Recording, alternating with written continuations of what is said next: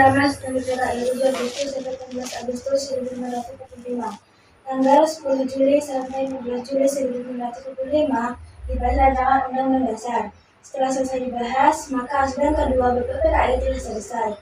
Tanggal 6 Agustus 1945, Sekutu menjatuhkan bom atom di Hiroshima. Korban berjatuhan di mana-mana. Tanggal 7 Agustus 1945, BPPKI dibubarkan dan diganti dengan BPKI dengan alasan tugas BPPKI telah selesai. Tanggal 9 Agustus 1945, Jepang kembali dijatuhi bom atom oleh Sekutu, tepatnya di kota Nagasaki. Hal ini membuat Jepang kewalahan. Setelah peristiwa pemboman, 3 tokoh Indonesia yaitu Insinyur Soekarno, Dr. Soekarno Hatta, Dr. Rajiman Wijayadiningrat dipanggil oleh Marshal Terauchi Hadirat Vietnam. Hadirat Vietnam, Jenderal Terauchi memberikan 3 keputusan, yaitu disetujuinya pembentukan PPKI, pengangkatan Insinyur Soekarno sebagai ketua PPKI, dan Dr. Soekarno Hatta sebagai wakil PPKI, serta untuk mendiskusikan keputusan Jepang. Halo, selamat pagi, Bung. Maaf, siapa Anda? Saya Jenderal Terauchi Panglima Jepang. Bisakah kita membuat pertemuan antara saya, Anda, Bung Hatta, dan Bung Rajiman untuk membicarakan kemerdekaan bangsa Indonesia? Baiklah, kami akan berangkat nanti sore. Baiklah, terima kasih, Bung. Seharinya, Insinyur Soekarno, Bung Hatta, dan Rajiman sudah sampai di darat Vietnam. Mereka dijemput oleh Terauchi. Selamat datang, Bung. Kapan dan di mana kita akan membicarakan perbincangan ini? Kita akan membicarakan hal ini besok lusa di rumah saya. Sampai berjumpa besok, Bung. Pagi hari setelah menginap di hotel, Soekarno dan kawan-kawan bertemu Terauchi dan melakukan perbincangan. Kami akan memberikan kemerdekaan bagi bangsa Indonesia sehingga terbentuknya PPKI kemarin yang akan membantu. Lalu apa saja tugas PPKI? PPKI akan membahas semua kelengkapan negara pada saat proklamasi. Kapan pelaksanaan proklamasinya? Tak perlu khawatir, kami belum bisa menentukannya. Jepang akan memberikan kemerdekaan bagi Indonesia. Apakah wilayah Indonesia akan meliputi seluruh wilayah Hindia sangat ganda? Mungkin wilayah Indonesia akan meliputi wilayah tersebut. Pertemuan tersebut hanyalah timbal muslihat dari Jepang untuk membantu nanti Indonesia tidak berada. Belum pulang, mereka pindah ke Singapura untuk menemui ketua PPKI. Soekarno selanjutnya diberitahu bahwa Jepang pada Sekutu. Hari berikutnya Soekarno dan kawan-kawan melakukan rapat koordinasi. Bung Karno, Hatta, Rajiman kembali diundang ke Singapura menemui ketua PPKI. Dalam perjalanan mereka berbincang. Rasanya saya lebih yakin jika Jepang telah menyerah kepada Sekutu. Kalau begitu, kita perlu diskusi lebih lanjut dengan beberapa tokoh yang ada di Indonesia. Lalu siapa saja tokohnya? Dari golongan tua maupun golongan muda untuk memproklamasikan kemerdekaan Indonesia. Setelah mengetahui kekalahan Jepang dari siaran radio BBC, para pemuda menemui Soekarno dan Hatta di rumahnya Jalan Pegangsaan Timur, Nomor 26, Jakarta, untuk mendesak Insinyur Soekarno dan Hatta agar mengumumkan kemerdekaan saat itu juga, dengan Sultan Syahrir sebagai juru bicara.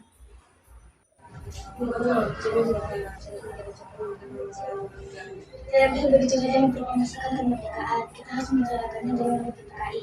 Tidak ada mungkin membicarakannya dalam PPKI, karena PPKI dimulai Jepang. Dari kemerdekaan Indonesia, kita dari sana dan Indonesia, kemudian bangsa lain. Bukan begitu, kita memang seharusnya membicarakannya dalam rapat PPKI.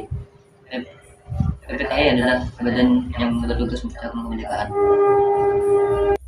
Dengan demikian, usaha para pemuda dengan juru bicara Sultan Syahrir untuk membujuk Insinyur Soekarno agar segera memproklamasikan kemerdekaan mengalami kegagalan. Setelah mengalami kegagalan, membujuk Bung Karno, maka para pemuda kembali mengadakan rapat dengan Sairul Saleh sebagai pemimpin. Setelah rapat usai, akhirnya diputuskan para pemuda akan menculik Insinyur Soekarno dan kawan-kawan. Keesokan harinya, tepat dini hari tanggal 16 Agustus 1945, Dr. Muhammad Hatta, Insinyur Soekarno beserta Ibu Fatmawati dan Guntur Soekarno Putra dibawa oleh pemuda Dimas Tempo. Ada apa ini? Allah sedang ambil pusing. Mesti kami akan memasarkan nama proklamasi kemerdekaan. Sudah mengatakan bahwa kemerdekaan Indonesia diciptakan dalam sejarah kemerdekaan yang lebih dahulu. Oh benar. Karena kemerdekaan dulu sebuah hari. Lagi pula kan Bapak Ketua PPKI. Bapak tidak mungkin mengambil keputusan tanpa mengembalikan anggota PPKI yang lain. Sementara terjadi perdebatan di Mas Tempo disebabkan karena atau golongan muda dan Mr. Ahmad Subarjo golongan tua melakukan perundingan. Setelah mendapat beberapa kesepakatan, disitulah Yusuf Kondol untuk mengantar Ahmad Subarjo ke Mas Tempo. Setelah sampai di sana, Mr. Ahmad Subarjo akhirnya menjemput Isu Soekarno dan kawan-kawan. Selain itu, Mr. Ahmad Subarjo berhasil meyakinkan para pemuda untuk tidak berburu-buru memproklamasikan kemerdekaan. Sekitar pukul 11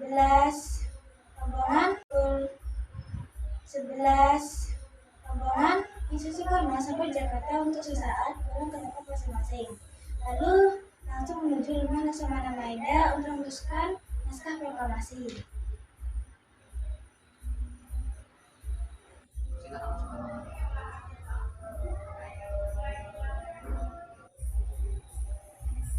Tunggu dulu. Bagaimana mungkin kita akan merumuskan suatu teks proklamasi di rumah seorang Laksamana Jepang? Tenanglah, silakan masuk semua. Saya menjamin selama berada di rumah saya, Anda sekalian akan selamat. Baiklah, di mana kita akan merumuskannya.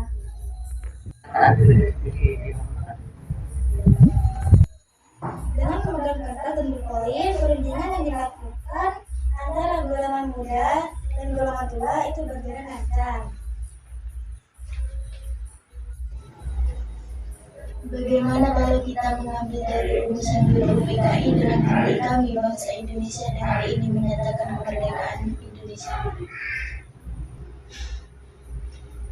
Itu boleh juga. Menurut saya perlu ada pernyataan penghargaan kekuasaan seperti ini. Hal-hal yang mengenai pemilihan kekuasaan dan lain-lain diselenggarakan dengan cara sama dan dalam tempo yang singkat-singkatnya. Bagaimana bila naskah ini ditandatangani oleh seluruh yang hadir pada saat ini? Bila seperti itu akan ada banyak tanda tangan. Bagaimana bila Kak Carlo saja yang menandatangani? Dengan Pak Hatta juga. Lalu saya mengerti naskah tersebut dan memberikan hasil ketika tersebut kepada Soekarno dan itu ditandatangani. Perumusan tersebut selesai pada dini hari 17 Agustus 1945. Setelah diikuti hari itu juga tepatnya hari Jumat tanggal 17 Agustus 1945, pembacaan proklamasi kemerdekaan Indonesia akan diselenggarakan di lapangan ibadah. Namun karena alasan keamanan maka dipindah ke kediaman Isu Soekarno. Terjadi sedikit perbincangan di antara Soekarno, Fatmawati, Latif Nurmila, dan S. Subud. Pak, kita membutuhkan bendera merah putih untuk dikibarkan sebagai tanda merdeka suatu bangsa. Ya, saya tahu. Maka saya sudah meminta istri saya untuk menjahitkannya. Iya, ini sudah saya jahitkan. Terima kasih ya, Bu. Pada tanggal 17 Agustus 1945 di kediaman Isu Soekarno, persiapan proklamasi dilakukan oleh Sudirman yang menyiapkan mikrofon sebagai tangan kanan Soekarno. Tepat pukul 10 WIB, Isu Soekarno membacakan teks proklamasi selanjutnya pembendaan merah putih oleh S. Subud dan Latif Nurmila yang diiringi lagu Indonesia Raya. Dilanjutkan dengan sebutan wali kota Suwirjo dan pemimpin barisan Paul Dr. Muwardi. Proklamasi kami, bangsa Indonesia, dengan ingin menyatakan kemerdekaan Indonesia. Hal-hal yang mengenai pemindahan kekuasaan dan lain-lain diselenggarakan dengan cara seksama dan dalam tempo yang sesingkat-singkatnya. Jakarta, 17 Agustus 1945, atas nama bangsa Indonesia, Soekarno, Hatta. Berita proklamasi menyebar dengan cepat ke seluruh penjuru Jakarta.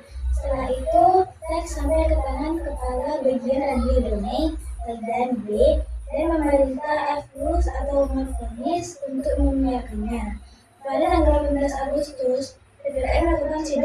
bahwa dihadiri oleh Ibu Soekarno, Muhammad Hatta, Rajimin, dan para pemuda.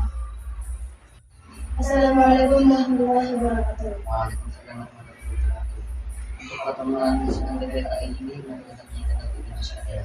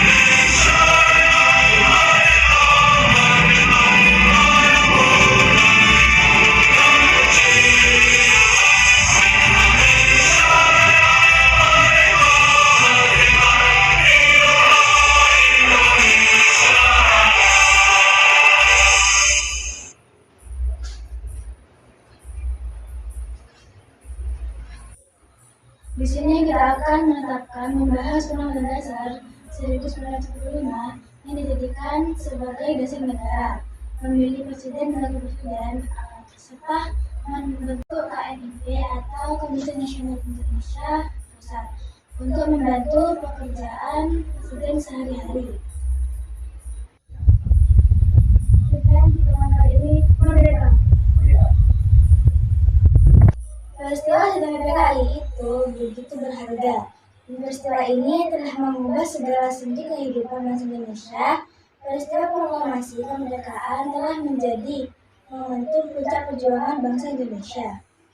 Oleh karena itu, kita sebagai generasi penerus bangsa harus berprestasi dalam rangka mengisi kemerdekaan tersebut, bukan malah menodainya. Kita harus bisa membalas budi para pejuang tanah air zaman dahulu dengan cara mempertahankan kemerdekaan ini.